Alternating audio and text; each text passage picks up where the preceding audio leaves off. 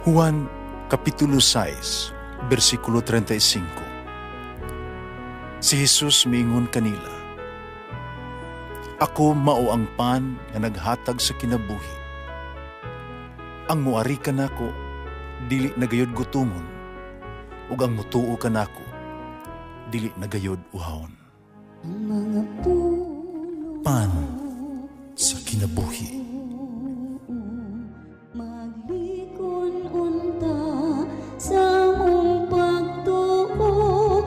Gagakakabi sa pagtuman sa imong mahal nga kasuguan. Ang Ginoo manaakan ninyo. Santos nga Ebanghelyo sumala ni San Mateo. Jesus miingon sa iyang mga tinunan, "Pamati kamo. Ako magpadala kaninyo kasama sa mga karnero ngadto sa panon sa mga lubo. Busa kinahanglan magmaigmat kamo sama sa bitin o mamalumo kamo sama sa lampate. Pagbantay kamo, kamay mga tao unya nga mudakop o mutaral kanyo ngadto sa hukmanan. Latuson kamo nila, sunod sila mga sinagoga. Taralon kamo at tubangan sa mga punuan o sa mga hari tungod kanako. O makasangyaw kamo sa maing balita ngadto kanila o sa mga dili Hudiyo. Kung tralo na kamo ngadto sa hukmanan, ayaw kamo kabalakag unsa inyong isulti, kung saon ninyo pagsulti, kay inig-abot na sa panahon, hatagan kamo sa inyong isulti, kay mga pulong nga inyo unyang isulti, dili inyo, kung dili iya sa Espiritu, sa inyong amahan, nga nagsulti diha kaninyo. Itugya kamo niya sa mga tao, ilang kauglingong mga igsuon aron patyon. Mausab kini ang buhaton sa mga amahan ngadto silang mga anak. Magigbatong usab ang mga anak sa ilahang mga ginikanan, gapatay sila sa mga anak. Dumtan kamo sa tanan tungod kanako, apan maluwas ang magpadayon hantod sa katapusan. Kung lutuson kamo nila sa usa ka lungsod, kagyo kamo ngadto sa laing lungsod. Sultihan ko kamo, nga dili pa ninyo mahuman ang inyuhang buluhaton sa tanang lungsod sa Israel, maabot na ang anak sa tao.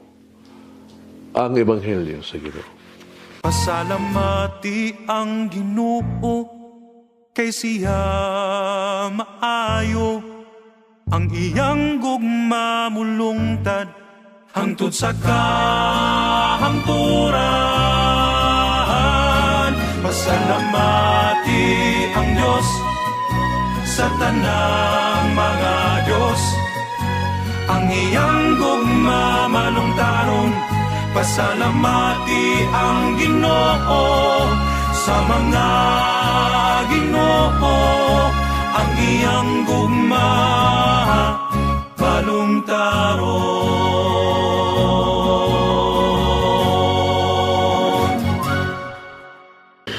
Dili sa Ebanghelyo karong adlaw atong mahibaluan ang duha ka butang mahitungod kang Hesus.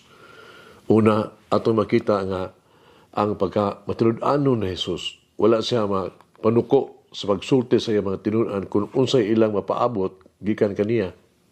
Si Hesus wala maghatag og kahupayan, wala material comfort o mga rewards. Dili siya mohatag og mga pribilehiyo, pasalig niya na o piniling posisyon sa kinabuhi. Gibutang niya ang iyang baraha. No? Yag-yag yun niya. Si Jesus kanunay naghalad ka nato, naghagit ka nato gani. Naghatag nato siyang krus o papalansang sa krus. Si Jesus nagtawag ka nato dili lamang sa pagpaambit sa iyang himaya, kundi sa pag-uban usab kaniya sa iyang kasakit. Ipadala kita ni Jesus di lamang aron masinati ang kadaugan sa Paskos pagkabanhaw, kundi aron mahimaman usab nato ang iyang Biyernes Santo. Ang dalan ngadto kay Jesus mao ang dalan sa krus. Mapaila nato ang ato ang kaugalingon kay Jesus kung kita usab makadawat sa paagi sa iyang pagdawat o pagpasan sa iyang krus. Kung kita makaantos sama sa iyang pag-antos, kung kita maka-alagad sa paagi sa iyang pag-alagad, nan kita usab uban kay Hesus. Kung mahimo na itong talikdan ng ato ang mga personal ng ambisyon alang sa kaayuhan sa ato ang katilingban sa itong simbahan, mabiangay sa iyang mga paamaagi na maingon kita nga kita usad sumusunod sa iyang mga tunog. Kung kita mahigugma sa paagi nga si Jesus na higugma kanato, kung kita magpasaylo sa paagi, kita gipasaylo niya, nan kita, mailhan kita, nga tinuong nga maunungon nga disipulo ni Kristo. Kedua, kita adunay kasiguruan gikan kang Hesus.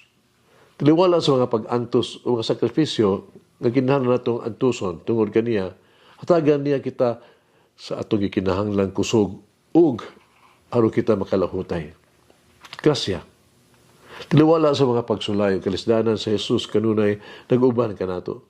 Bisan sa mga paglutos o kasakit nga atong masinati, dili kita biyaan ni Jesus, dili kita niya pasagdan. Sigurado kami sa iyang pag-uban. Bisan asa kita o bisan unsa ang mahitabo sa Jesus, kanunay mag-uban ka nato, kanunay kitang kipasaligan sa iyang pagiya o grasya. Busa kung kita usa ni Jesus, dili kinahanglan nga mabalaka o mahadlok, di ta ang hinta. At ang mga tanong karon atong kaugalingon, anda ba kita sa pagpaambit sa sakripisyo o pag-antos ni Jesus? O sa itong ikahadlukan sa pagtugyan sa tibuok na itong kinabuhi nga ito kay Jesus?